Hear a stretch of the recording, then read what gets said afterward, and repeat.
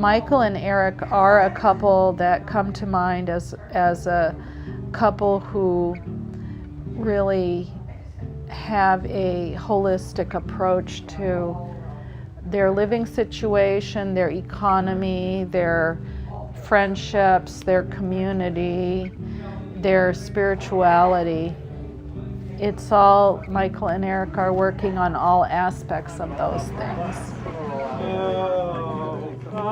Now you're coming, right? They're one of the relationships that I think of when I think of people who are successfully developing the kind of marriage that is really working for our society right now.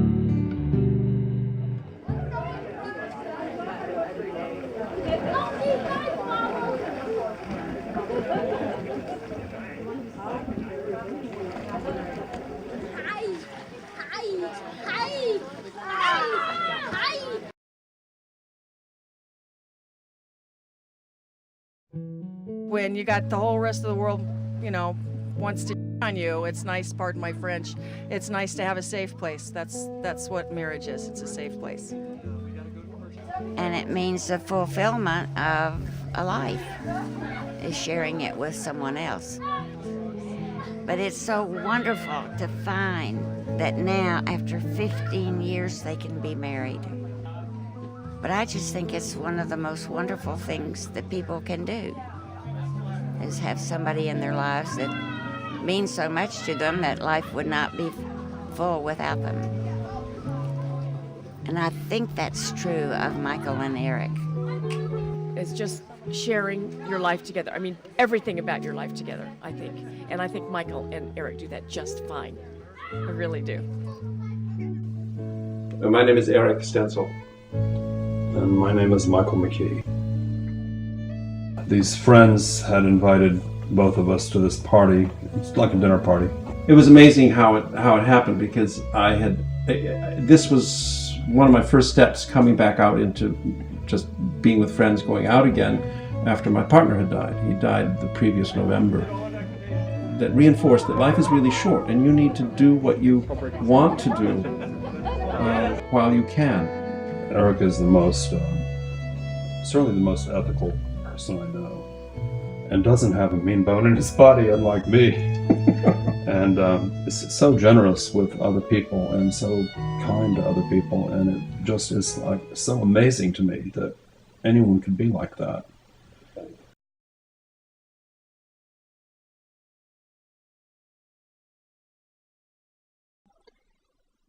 We've resisted this far too long, and that it's time for us to become involved and open the doors. The church is about blessing commitment, and I think those who oppose this have not quite fully understood Scriptural's mandate for people to be committed to each other.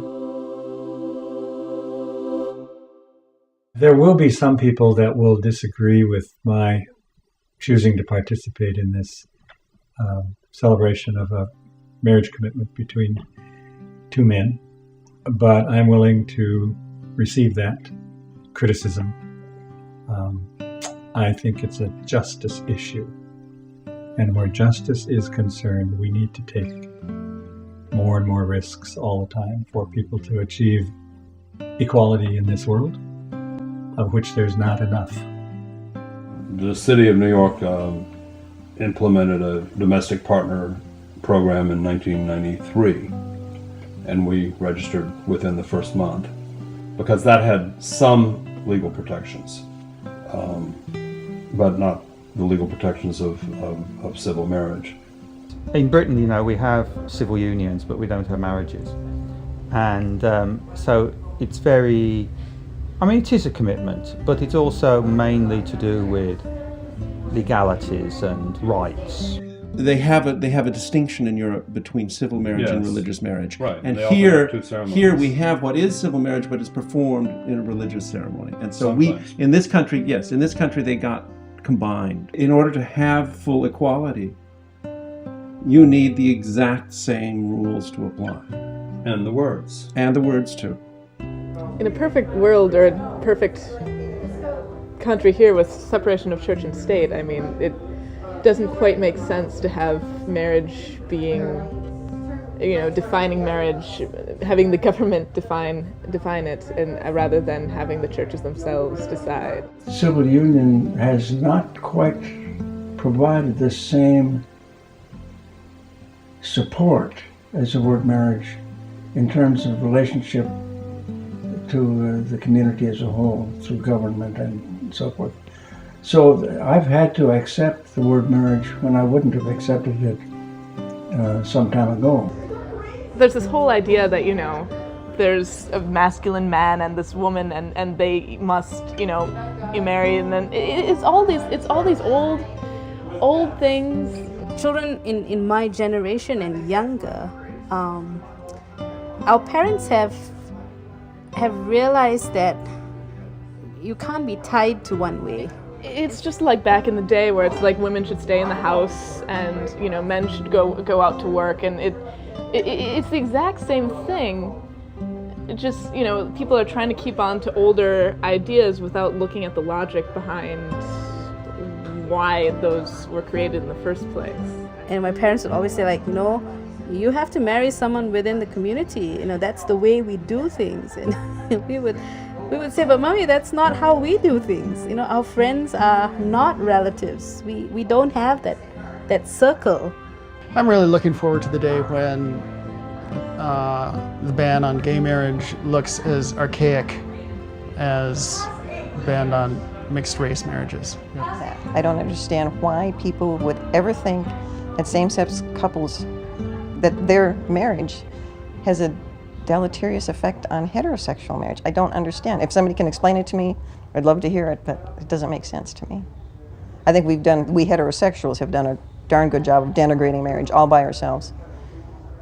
One of the mistakes that people make when they say that it's a terrible thing, they talk about it as destroying families. And I think it's exactly the opposite. Because our families have grown because of their relationship. And their relationship to so many, many people is much stronger because of their work together and their interest in each other.